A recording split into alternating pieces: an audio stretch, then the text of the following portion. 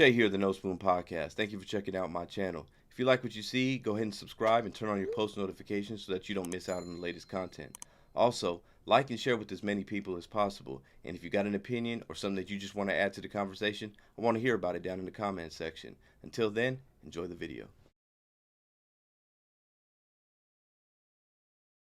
The thing we have to hone in on is the asymmetry of power. As I say in the film, it's like we're bringing this ancient brain hardware, the prefrontal cortex, which is like what you use to do goal-directed action, self-control, willpower, holding back. Marshmallow test. Don't get the marshmallow now. Wait later for the 2 marshmallows later. All of that is through our prefrontal cortex. And when you're sitting there and you think, okay, I'm going to look at this one thing on Facebook because my friend invited me to this event, or it's this one post I have to look at. And the next thing you know, you find yourself scrolling through the thing for like an hour. Right. And you say, man, that was on me. I should have had more self-control. But there, behind the screen, behind that glass slab, is like a supercomputer pointed at your brain that is predicting the perfect thing to show you next. And you can feel it. So this is really important. So like, if I'm Facebook, and when you flick your finger, you think when you're using Facebook, it's just going to show me the next thing that my friend said. But it's not doing that. When you flick your finger, it actually literally wakes up this sort of supercomputer avatar voodoo doll version of Joe. And the voodoo doll of Joe is, the more clicks you've ever made on Facebook is like adding the little hair to the voodoo doll. And the more likes you've ever made adds little clothing to the voodoo doll. And the more watch time on videos you've ever had adds little shoes to the voodoo doll. So the voodoo doll is getting more and more accurate the more things you click on. This is in the film The Social Dilemma. Like, right. If you notice, like, the character, as he's using this thing, it builds a more and more accurate model that the 3 AIs behind the screen are kind of manipulating. And the idea is it can actually predict and prick the voodoo doll with this video or that post from your friends or this other thing, and it'll figure out the right thing to show you that it knows will keep you there. Because it's already seen how that same video or that same post has kept 200 million other voodoo dolls there. That is, like, are people giving into it because they're told to give it into it without them being told to do it? You know what I mean? Like for example, Jeffrey Dahmer's show went like crazy on Netflix. The only reason why I think it went crazy on Netflix because Netflix said it's #1 on the app. So people seen it and like, all right, I'm gonna watch it. Same thing with the music. I think they're telling people what to listen to, and people just so, the sheep following the sheep is listening to what they telling you to listen to.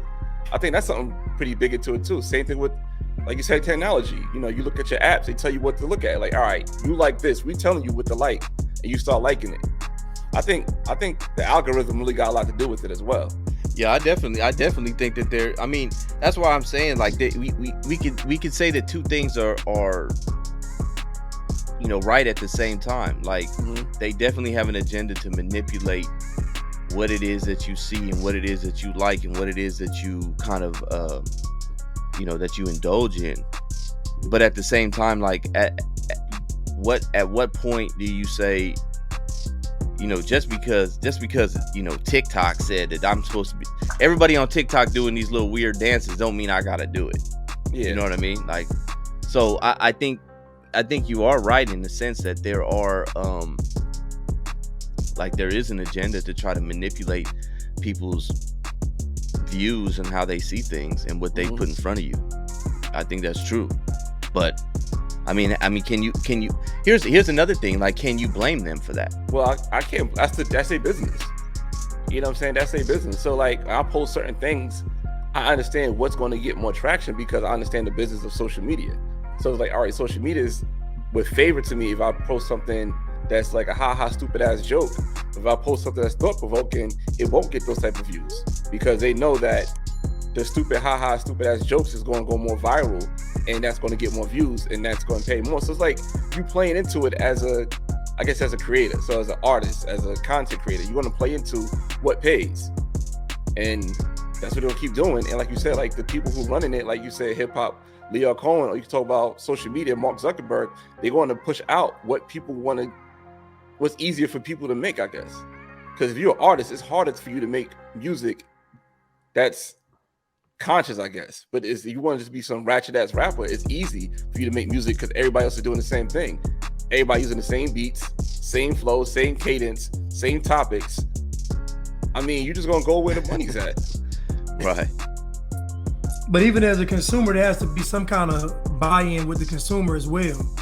Like there's a lot of trash that's out. I don't resonate with it. So you got to ask yourself, what are we resonating with? Because some of this music is garbage and people are loving it. So there has to be something inside you that's even wanting to even hear it or even gravitating to it. So I would say, you know, some low vibrational stuff going on. Like to me, you know, there's a lot of low vibrational behavior, thought patterns, processes.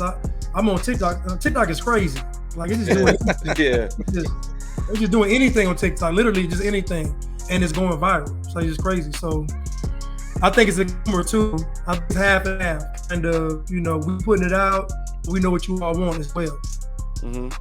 It's crazy because I just started a TikTok, right? And I was just like, you know, I'm gonna just start this TikTok and I'll just do a little motivational stuff every day, right?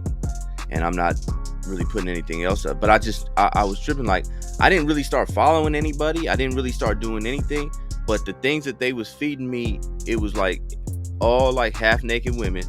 Yeah. Like off top. Like I didn't even I didn't even put no information in on this. It wasn't like I just went and started following all different type of like IG models and stuff. Like I didn't follow nobody. And it was like all like half naked women. And then all of a sudden, out of nowhere, my feed the last couple of days, it was like all like and this is what I'm saying, like I didn't put this stuff in the algorithm as far as like this is what I'm gonna go look at, or I was searching for anything, but it's like now it's like all like LA gang members, like just a bunch of them, and I'm like, where is this all coming from? Like, and then it depends on the time of the day. I'll go and I'll scroll and I'll be like, oh wow, so now we're on the gang stuff today. And then a little bit later in the day, it's like we back to the, like, you know, the big booty women and stuff like that. And it's crazy to me, like how I'm like, I don't know where they got this information from, but it's there. And now that's what they want me to look at on TikTok. I guess you fall to a demographic that they think that's who you are until you start liking certain things. They're going to I guess they're going to make it for you. Like, all right, this is what you want to watch, which is crazy. Like, one thing you know, when you study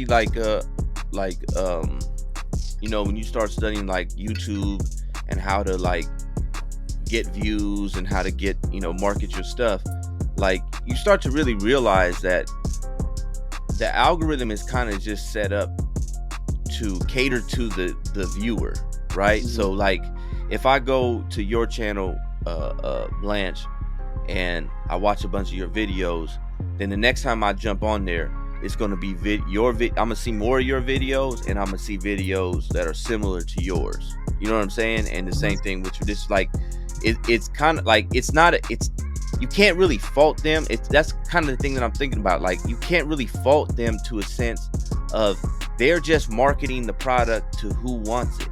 And so if it's almost like, do we get mad at Lyor Cohen, or do we get mad at ourselves collectively because this is what, as a society, culturally, this is what we want? I would say we get mad at ourselves. I'll say that we dropped the ball. Right.